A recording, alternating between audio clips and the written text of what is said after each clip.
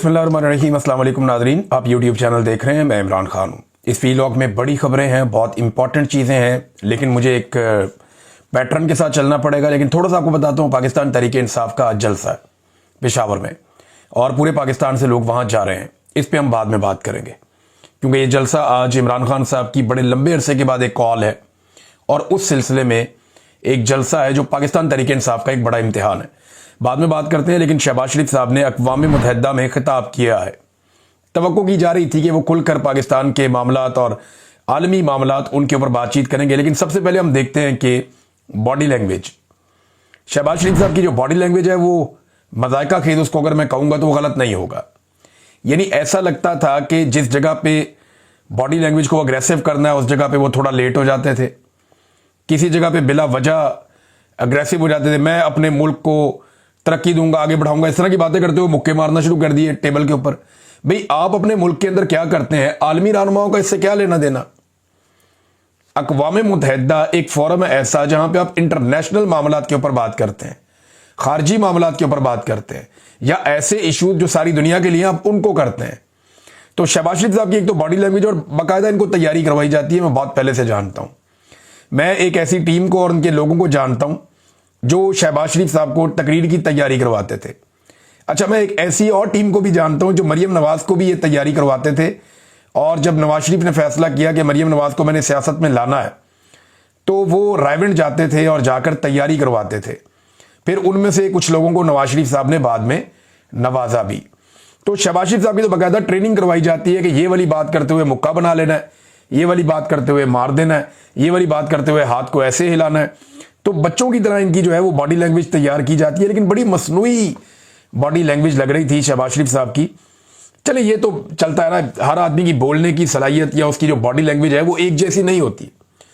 कुछ लोग जो है वो जब जालीपन का शिकार होते हैं ना, तो वो बात कर कुछ रहे होते हैं, उनकी बॉडी कुछ और कह रही होती है। ये होता है लोगों के साथ। लेकिन जब आप एग्जैक्टली वही कह रहे होते हैं जो आपके अंदर होता है, तो फिर आपको ये प्रॉब्लम नहीं होता। शहबाज शरीफ साहब को चले बॉडी लैंग्वेज को छोड़ देते हैं, ये पोर्शन उनका हमेशा से कमजोर है। आप आ जाएं इस बात के ऊपर कि उन्होंने कहा क्या। जितनी पॉजिटिव चीजें हैं वो आपको पाकिस्तान के मीडिया पे मिल जाएंगी। आप आज के अखबारात उठा के पढ़ लें, आपको बड़ी तारीफें मिल जाएंगी। मैं वो नहीं करने वाला। जितनी पॉजिटिव चीजें हैं वो आपको टाउट्स मीडिया वाले जो हैं वो बता देंगे। शहबाज शरीफ का जो फैन क्लब है नवाज शरीफ का, वो आपको बता देगा। जो इनका अपना ग्रुप है PMLN का, सहाफियों का, दानिश्वरों का, वो आपको बता देगा। पाकिस्तान का सारा यरगमाल मीडिया आपको वही बताएगा जो वो चाहेंगे। लेकिन मैं आपको वो बताता हूं जो चीजें मुझे लगा कि ये नहीं होनी चाहिए थी। नंबर 1, गैर जरूरी तौर पे आसिम मुनीर का और एयर चीफ का नाम लिया शहबाज शरीफ ने।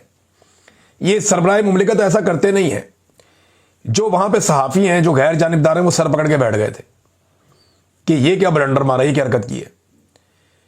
यानी मुल्कों के जो सरबराहान होते हैं वो कभी भी अपने मातहतों के ऐसे नाम नहीं लेते जाके वहां पे। यानी बूट पॉलिश की एक आदत और शौक इतना बढ़ गया कि अक़वाम मुत्तहिदा जैसे बड़े फोरम के ऊपर खड़े होकर भी शहबाज शरीफ साहब को अपना असल काम भूला नहीं। वहां पे भी पकड़ के चमकाना शुरू कर दिया उन्होंने कि जी आसिम मुनीर की भी गेम उठा दी और एयरफोर्स के चीफ की भी गेम उठा दी। हालांकि उन्होंने काम बड़ा कमाल किया, लेकिन यार ये फोरम कौन सा है, फॉर गॉड सेक।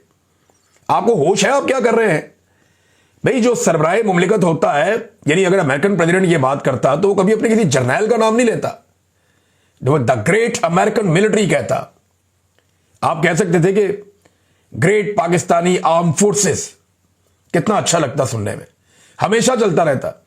ये आसिम मुनीर रिटायर हो जाएगा, आपकी तकरीर जाया हो जाएगी। ये जो एयरफोर्स का चीफ है रिटायर हो जाएगा, आपकी तकरीर जाया हो जाएगी। नाम उस चीज का लिया जाता है जिसको कायम रहना हो। आप कह सकते थे, आप दूसरे मुल्क के वजीर आज़म का नाम ले सकते, सरबराहान की बात कर सकते हैं, या कुछ बहुत इंपॉर्टेंट आलमी सतह के इंसिडेंट वहां पे उनकी आप बात कर सकते हैं। ये आप नहीं कर सकते, ये फेयर नहीं है। यानी अगर आपको कहना था, आप कहते हैं कि अजीम पाकिस्तानी कौम और अजीम पाकिस्तानी सिक्योरिटी फोर्सेस, ये है वर्ड जो कहने वाले थे। लेकिन क्योंकि शहबाज शरीफ साहब को आदत पड़ गई है हर तकरीर में, हर जगह पे उनकी तकरीर मुकम्मल ही नहीं होती जब तक कि वो फील्ड मार्शल साहब की गेम ना उठा दें। तो जनाब गेम उठाने के चक्कर में उन्होंने ये कर दिया। और वहां सहाफ़ी मुख्तलिफ सफारतकार उनसे वो बातें कर रहे थे, सहाफ़ी वो कहते हो सारे सर पकड़ के बैठे हुए थे कि यार ये क्या लेवल है आपके वजीर आजम का। नंबर 1। नंबर 2, ट्रंप को नोबेल पीस प्राइज के लिए तारीफों के पुल बांध दिए शहबाज शरीफ ने, और कहते ये जी कि क्योंकि इंडिया पाकिस्तान की लड़ाई रुकवाई है। भाई एक तरफ आप क्लेम करते हैं कि इंडिया डर गया था, खुद भाग कर गया अमेरिका के पास, उसने कहा कि साड़ी जान छुड़ाओ, तो अमेरिका ने जंग रुकवा दी, पाकिस्तान को पैगाम भेजा, पाकिस्तान ने कहा ओके। क्या हम कोई पागल है? क्या हम कोई जनूनी है? या हमें कोई शौक चढ़ा हुआ है लड़ने का, या एटम बम मार के अपने एक दूसरे को तबाह कर देना था अगर डोनाल्ड ट्रंप ना होता? या अगर डोनाल्ड ट्रंप ना होता तो आज इंडिया और पाकिस्तान सफा एसटीपी ना होते, मिट जाते? यानी इतने गए गुजरे तो हम नहीं है ना। अब डोनाल्ड ट्रंप ने एक रोल तो उसका ये था ना कि ठीक है जी बीच में एक बंदा गारंटी है, अभी तुसी भी ना मारो तुसी भी ना मारो, बात खत्म। लेकिन इतनी गेम उठाई उनकी कि उन्हें अब कह रहे हैं डोनाल्ड ट्रंप को कि जनाब इनको अमन का नोबेल प्राइज दिया जाए। और उसी टाइम पे शहबाज शरीफ साहब एक और चीज पे जोर दे रहे हैं कि इसराइल के अंदर फौरी तौर पे जंगबंदी करवाई जाए, फौरी तौर पे जंगबंदी करवाई जाए, और कोई रास्ता नहीं है, इसके लिए इकदाम किए जाए। बड़ी जज्बाती जुमले उन्होंने बोल दिए। भाई जंगबंदी के खिलाफ रुकावट कहां पे है? अक़वाम मुत्तहिदा में जब भी करारदाद आती है कि इसराइल को जंगबंदी पे आमादा किया जाए और गजा में जंगबंदी की जाए, फलस्तीनियों का नाहक खून जो बह रहा है उसको रोका जाए, जब भी करारदाद आती है तो अमेरिका वीटो कर देता है, डोनाल्ड ट्रंप की गवर्नमेंट वीटो कर देती है। जब भी करारदाद आती है एक तरफ कह रहे हैं कि जंगबंदी करो, और जंगबंदी के लिए जो भी करारदाद आती है उसको वीटो कर देते हैं डोनाल्ड ट्रंप की गवर्नमेंट, और दूसरी तरफ कह रहे हैं कि डोनाल्ड ट्रंप को अमन का नोबेल पीस प्राइज वो है वो दे दें, Nobel peace prize Donald Trump को दे दें। और डोनाल्ड ट्रंप की हुकूमत रुकवा रही है किसको? जंगबंदी को, रुकवाने के रास्ते में रुकावट है, और साथ ये कह रहे हैं जंगबंदी भी करवा दें। शहबाज शरीफ साहब को समझ आ रही है वो क्या रहे हैं? मसला पाकिस्तान इंडिया का इतना बड़ा नहीं था, मसला दुनिया में 2 ही मसले इस वक्त बड़े। एक मसला जो फलस्तीनियों के ऊपर लगातार यलगार हो रही है, गजा का मसला है, दूसरा यूक्रेन का मसला है। बाकी तो मसले इतने बड़े है ही नहीं। तो ये डोनाल्ड ट्रंप की गेम भी उठाई। अच्छा, दूसरा ये इनको यहां मुतालबा करना चाहिए था शहबाज शरीफ को कि मैं अमेरिका में मौजूद हूं, मैं अमरीकी हुकाम से ये मुतालबा करता हूं कि आइंदा जब भी करारदाद आए जंगबंदी के लिए तो अमेरिका उसको वीटो ना करे। और यही बात शहबाज शरीफ को डोनाल्ड ट्रंप के सामने करनी चाहिए थी, लेकिन उसके लिए जरूरत चाहिए। जो आदमी अपने आर्मी चीफ के सामने नहीं बोल सकता, वो डोनाल्ड ट्रंप के सामने क्या बोलेगा? फिर सैलाब के मामले में शहबाज शरीफ साहब ने कहा जी कि सैलाब आया हुआ है, तबाही है, हम जी लोन नहीं लेना चाहते, यानी इमदाद हमें मिलती नहीं है, लोन हम लेना नहीं चाहते, ये सूरत तो यही है ना। तो सैलाब मुतासरीन के लिए आपने किया क्या है मियां साहब? जब से पाकिस्तान में सैलाब आया आप टिक ही नहीं रहे पाकिस्तान में। कभी आप चाइना चले जाते हैं, कभी आप कहीं चले जाते हैं, कभी आप यूएई चले जाते हैं, कभी आप लंदन चले जाते हैं, कभी आप यूरोप चले जाते हैं, अब आप अमेरिका पहुंच गए, अब आप वापस आने का आप नाम ही नहीं ले रहे। पाकिस्तानी डूब डूब के थक गए, वहां पे पानी में से लाशें निकल रही हैं। ना आपने लोगों को खुराक दी, ना आपने लोगों को रेस्क्यू किया, ना आपने लोगों को बचाया डूबने से, कोई ख्याल उनका नहीं रखा। बीमारियां वहां पे फैल गई हैं, और अब जाके दुनिया को एक कहानी नहीं सुना रहे हैं। क्लाइमेट चेंज के लिए आपने क्या किया? क्या कोई शजरकारी मुहिम आपने चलाई? कोई भी नहीं। क्या आपने दरख्तों की कटाई रोकी? कोई भी नहीं। क्या आपने किसी भी लेवल के ऊपर पाकिस्तान में क्लाइमेट चेंज के जो असरात हैं उनको कम करने की कोई कोशिश की? बिल्कुल नहीं की। तो जब आपने ये किया नहीं तो फिर आप इसके ऊपर बातें नहीं कर सकते ना। नाज़रीन, एक और बड़ा डरावना ख्वाब जो ख्वाजा आसिफ साहब को देखना पड़ गया वो मैं आपको बताता हूं, लेकिन पहले एक खबर, एक बड़ी खबर मैं आपके सामने रखूंगा। मेरे एक सोर्स ने यह दावा किया अमेरिका से, और उसका दावा यह है कि पाकिस्तान इसराइल को तस्लीम करेगा। और दावा उसने यह किया कि कैसे तस्लीम करेगा वो भी उसने मुझे बताया। उसका यह कहना है कि फलस्तीन के कुछ इलाकों के लिए एक निगरान फौज तश्कील दी जाएगी, एक फोर्स बनाई जाएगी जिसमें मुख्तलिफ ममालिक के फौजी और अफसरान होंगे। ये फिर सुन लें आप। वो ये कह रहा है कि फार्मूला जो अंदर खाते तय पा गया वो ये पा गया कि फलस्तीन के इलाकों के लिए एक निगरान फोर्स बनाई जाएगी, और वहां पे जो फोर्स बनाई जाएगी उसमें मुख्तलिफ ममालिक के सिक्योरिटी फोर्सेस होंगी, और उसमें पाकिस्तान की शमूलियत इस शर्त के ऊपर हो जाएगी कि पाकिस्तान इब्राहिम अकॉर्ड के ऊपर दस्तखत कर दे। आगे बात समझ। तो मैंने कहा जी ये इससे क्या फर्क पड़ता है, पाकिस्तान तो फलस्तीन में जा रहा है ना हिफाजत के लिए, तो इसराइल का इससे क्या? उन्होंने कहा नहीं, पाकिस्तानियों को यह चूरन बेचा जाएगा जो उसका दावा है कि पाकिस्तानियों को, सोर्स है मेरा, ये उसका दावा है और मैंने आपको एज इट इज बता रहा हूं। उसने कहा जी पाकिस्तानियों को ये चूरन बेचा जाएगा कि जनाब क्योंकि हम फलस्तीनियों की मदद करने के लिए वहां पे जा रहे हैं उस सरजमीन पे, लिहाजा इस नेक मकसद के लिए अगर इसराइल को तस्लीम भी करना पड़े तो ये कोई बुरी बात नहीं है। तो इस तरह पाकिस्तानियों को बताया जाएगा कि मस्जिद अक्सा के तहफ़्फ़ुज़ के लिए हम जा रहे हैं, ये अल्लाह ताला ने हमें सआदत दे दी है, लिहाजा हम इसराइल के साथ इब्राहिम अकॉर्ड पे दस्तखत कर रहे हैं। ये एक चूरन कौम को बेचा जाएगा, ये मेरे एक सोर्स ने मुझे ये बात बताई और वो कहता है जी मैं इस बात के ऊपर कायम हूं, ये होगा। बहरहाल मैंने आपको पहले बताया वक्त से। एक और चीज नाज़रीन, ख्वाजा आसिफ साहब ने, जो खातून एक थी जो ख्वाजा आसिफ साहब के पीछे भी बैठी हुई थी, उन्हें वजीर आजम की सीक्रेट फाइल्स तक रसाई भी है। उनका क्लेम है कि वजीर आजम की ये जो तकरीर है जिसमें इतने बड़े बड़े ब्लंडर्स हैं, ये उन्होंने लिखी है, लिखवाई है। और वो खातून का मुबैना तौर पे इसराइल के साथ एक ताल्लुक भी है, हमायती हैं वो कि पाकिस्तान इसराइल को तस्लीम करे, यानी प्रो इसराइल उनके ख्यालात हैं। तो ख्वाजा आसिफ साहब ने तो उसे डिसोन कर दिया, उन्होंने कहा मेरा कोई तल्लक नहीं है और मैं जानता भी नहीं भाई किसने लाके पीछे बैठा दिया। वजीर कानून से पूछा, वो कहता मैं नहीं जानता किसने लाके बैठा दिया। वजारत खारजा से पूछा, वो भी भाग गए। उन्होंने कहा जी इस औरत से हमारा कोई ताल्लुक नहीं है और ना ही इस खातून को लाकर यहां पे इसहाक डार साहब ने बैठाया।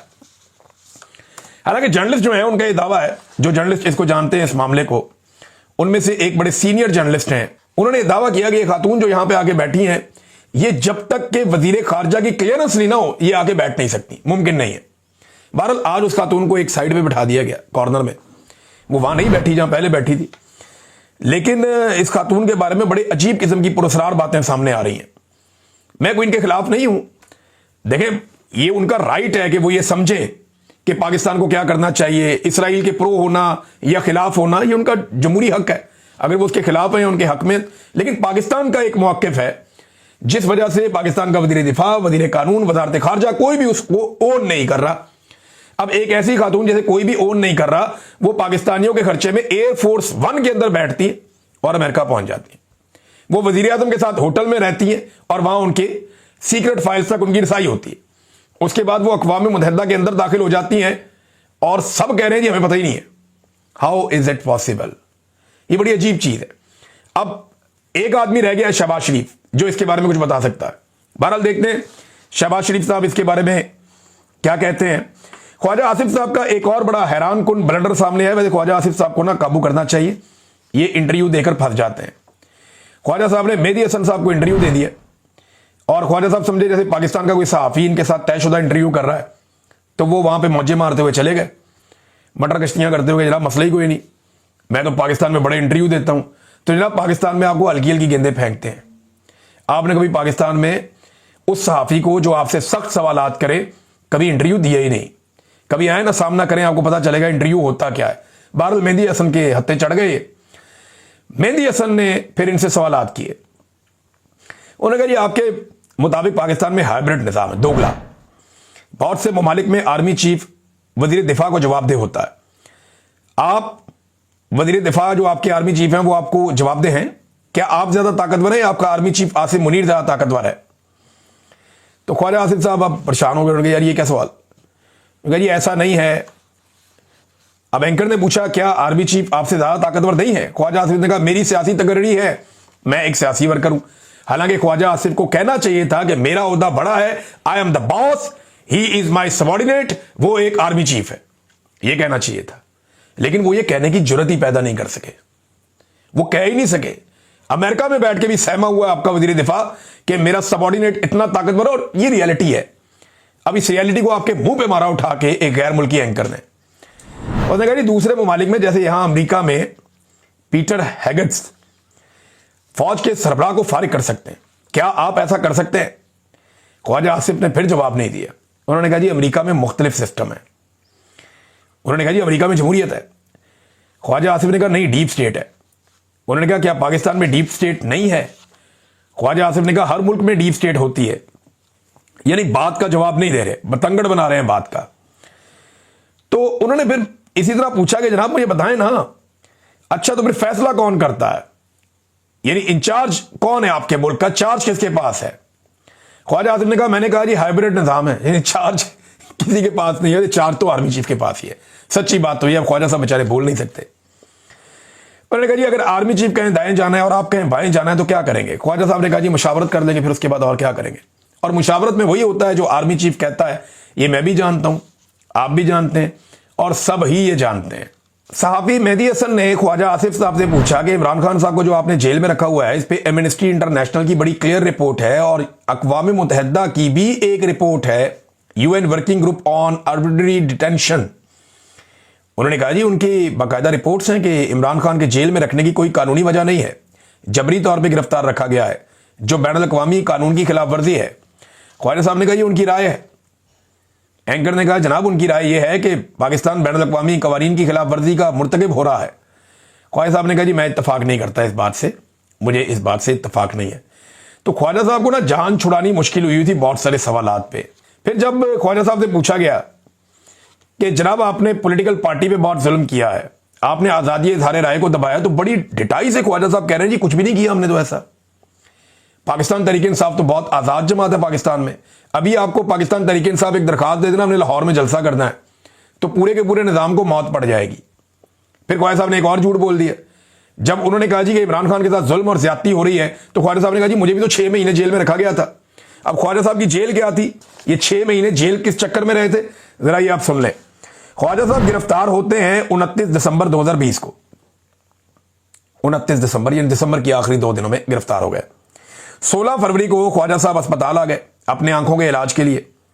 पहले ये मेयो अस्पताल में रहे, फिर उन्हें पसंद नहीं आया और जिन्ना अस्पताल चले गए। और फिर 24 जून को जब तक वो रहे फिर वो अस्पताल में ही रहे। ख्वाजा साहब फिर अस्पताल से बाहर नहीं आए। 24 जून को ख्वाजा साहब उसी अस्पताल से रिहा हो गए, यानी जेल का अमला अस्पताल में आया, रोक कर लेके वहीं से रिहा किया। ख्वाजा साहब ने दोबारा जेल जाने की किसी किस्म की जहमत नहीं की। फिर एक और ख्वाजा साहब ने अजीबोगरीब वहां पे बोंगी मार दी। ख्वाजा साहब ने इमरान खान साहब के बारे में कह दिया जी कि इमरान खान जेल से अपना ट्विटर अकाउंट चलाता है। इससे पहले ख्वाजा साहब ने यह भी कह चुके हैं कि इमरान खान एक बड़ा महफूज तरीन टेलीफोन है दुनिया का, नोकिया 3300, वो इस्तेमाल करता है जेल में। अच्छा, नोकिया 3300 अगर आपको याद है, ये जरा शक्ल देख ले आप, आपको दिखा देते हैं, देख लें आप। ये इसके ऊपर तो टच स्क्रीन ही नहीं है। ये जिस दौर का फोन है तब तो ट्विटर का किसी को पता ही नहीं था। वो कहते हैं जी इसके ऊपर इमरान खान अपना ट्विटर इस्तेमाल करता है, हद हो गई नहीं। और जेल के अंदर तो सिग्नल भी नहीं आते, एक सिग्नल भी नहीं आता जेल के अंदर। आप टेलीफोन कॉल कर ही नहीं सकते, ऐसे खौफनाक जैमर्स लगे होते हैं जेल में, ये सवाल ही पैदा नहीं होता। और ख्वाजा साहब को पता भी है इस बात का, फिर भी बेवकूफ बना रहे हैं कि इमरान खान जेल से अपना ट्विटर इस्तेमाल करते हैं। आप तो थोड़े दिन पहले कहते कि इंडिया से इस्तेमाल होता है। इमरान खान जेल में है या इंडिया में है? तो ख्वाजा साहब फंस गए, फिर फंस गए एक दफा। ख्वाजा साहब नहीं नहीं नहीं, वो एक्चुअली इमरान खान आप देखें ना, अब कभी इधर देखें, कभी उधर जाएं, कभी उधर जाएं। ख्वाजा साहब को समझ ना आए मैं इसमें से निकलूं कैसे। बहरहाल फिर ख्वाजा साहब ने कहा जी कि उनके पास रिपोर्ट है कि वो इमरान खान साहब का जो ट्विटर अकाउंट है ना, वो इंडिया वाली बात ठीक है। उन्होंने कहा इंडिया वाली बात अगर ठीक है तो आपके पास कोई सबूत तो होंगे। उन्होंने सबूत मैं नहीं दे सकता। क्यों नहीं दे सकता? वो मैं नहीं अभी दे सकता, वो यहां नहीं बता सकता मैं। उन्होंने कहा यहां आप पब्लिकली इल्जाम लगा सकते हैं कि इमरान खान का ट्विटर इंडिया से हैंडल हो रहा है, लेकिन आप पब्लिक सबूत नहीं आप दे सकते मिनिस्टर होके। तो क्या आपके पास जो रिपोर्ट है वो कहां से है? इंटेलिजेंस की? उन्होंने बिल्कुल इंटेलिजेंस की रिपोर्ट। अब मैं हैरान हो रहा हूं कि पाकिस्तान की इंटेलिजेंस एजेंसियों के पास ये रिपोर्ट है कि इमरान खान का ट्विटर हैंडल इंडिया से ऑपरेट हो रहा है या इंडिया उसको चला रहा है, और इसके ऊपर पाकिस्तान की एजेंसियों ने अभी तक कोई मुकदमा दर्ज नहीं किया। 300 मुकदमे ऐसी ऐसी भोंगी मारी ख्वाजा साहब ने, और वो जलालत करवाई है पाकिस्तान की एस्टेब्लिशमेंट की, और अपनी जाती तौर पे तबाही फिरवा दी पकड़ के। बहुत सारी और चीजें भी हैं, अब दफा करें कितना मैं इनका बताऊं। ख्वाजा साहब ने बहरहाल इनको मना करना चाहिए कि इंटरव्यू ना दें। वहां कासिम सूरी साहब ने बड़ा तगड़ा एहतजाज किया अमेरिका में, यूएन के सामने निकले, उन्होंने आके वहां बड़ी तगड़ी बातचीत की है। उन्होंने एहतजाज किया शहबाज शरीफ के खिलाफ, एस्टेब्लिशमेंट के खिलाफ, कि उन्होंने बड़ी ज्यादती कर रहे हैं ये। दूसरा नाज़रीन, आज़ाद कश्मीर में पंगा बढ़ता जा रहा है। वहां पहले झूठी खबरें चलाई गई कि कोई एहतजाज नहीं हो रहा, लेकिन लोग इस पर बाज नहीं आए। उन्होंने कहा नहीं जी हम तो एहतजाज करेंगे, हमारे कोई मुतालबात नहीं माने गए। फिर इंटरनेट और मोबाइल फोन बंद किया तो हम मसाजिद से ऐलान करेंगे। हुकूमत ने मसाजिद पर पाबंदी लगा दी तो उलमा इकराम सामने आ गए। उन्होंने कहा जी हम हुकूमती नोटिफिकेशन को जूते की नोक पर रखते हैं और मुकम्मल अवामी एक्शन कमेटी से इत्तफाक करते हुए मसाजिद में हम ऐलानात करवाएंगे। तो वहां हुकूमत को और एस्टेब्लिशमेंट को बड़ी नाकामी हो रही है। अब आ जाए नाजरीन, जो मामला पाकिस्तान तहरीक इंसाफ के जलसे का है, लेकिन एक चीज और, शहबाज शरीफ ने एक दावा भी किया कल के दिन में। उन्होंने कहा जी ट्रंप ने अमेरिकी कंपनियों को कहा कि फौरी पाकिस्तान में जाकर सरमायाकारी करें। वो पाकिस्तान में पाकिस्तानी सरमायाकारी नहीं कर रहे, बाहर से कौन आके करेगा? आप सिर्फ अपना सामान बेच सकते हैं, अपनी मादनियात आप उनको बेच देंगे सस्ते दामों, अपनी चीजें आप उनको बेच देंगे सस्ते दामों, आप पाकिस्तान की कौम को गिरवी रख देंगे सस्ते दामों। आप यही कर सकते हैं। जिस जंग में आप कूदने जा रहे हैं ना, या जिस खून खराबे का आपका इरादा दिखाई दे रहा है, जिसके बारे में इमरान खान रोजाना अडयाला जेल से खबरदार कर रहा है, जिसके बारे में असद कैसर ने कहा कि अगर अफगानिस्तान पे आप जंग मुसल्लत करेंगे तो हम सब सियासी जमातें और अवाम आपके साथ खड़े नहीं होंगे, ये जिस चक्कर में आप पड़ गए हैं ना, ये आपको अकेला छोड़ के सारे भाग जाएंगे। फिर यहां पे गोला बारूद और बंदूकों का ही बिजनेस होगा और कोई सरमायाकारी नहीं हो सकती। तो मियां साहब होश के नाखून लें। इमरान खान के खौफ ने आपको दर दर पे सजदा करवा दिया है, पूरी दुनिया के सामने आपको झुका दिया है। जाके इमरान खान से माफी मांग लें, आपकी जान छूट जाएगी, वरना पूरी दुनिया में आप ऐसे ही सजदे करते फिरेंगे, मीठे मीठे मुंह बना के आप लोगों की खुशामदें ही करते फिरेंगे, आपको कभी कॉन्फिडेंस आएगा ही नहीं। और जब तक इमरान खान या उसके फॉलोअर्स हैं, ये आपको छोड़ेंगे भी नहीं। नाज़रीन, पाकिस्तान तहरीक इंसाफ का पेशावर में जलसा और पूरे पाकिस्तान से काफिले इस तरफ जा रहे हैं। आज हम इसके ऊपर एक ट्रांसमिशन करने जा रहे हैं, क्योंकि टीवी चैनल तो करेंगे नहीं, तो हम सारे जो डिजिटल मीडिया के लोग हैं जिनकी आवाजें बंद की गई हैं, हम सब मिलकर आज एक बड़ी ट्रांसमिशन करेंगे। सिंध से, बलूचिस्तान से, पंजाब से, आज़ाद कश्मीर से, गिलगित बल्तिस्तान से और पूरे खैबर पख्तूनख्वा से काफिले पेशावर की तरफ बढ़ रहे हैं।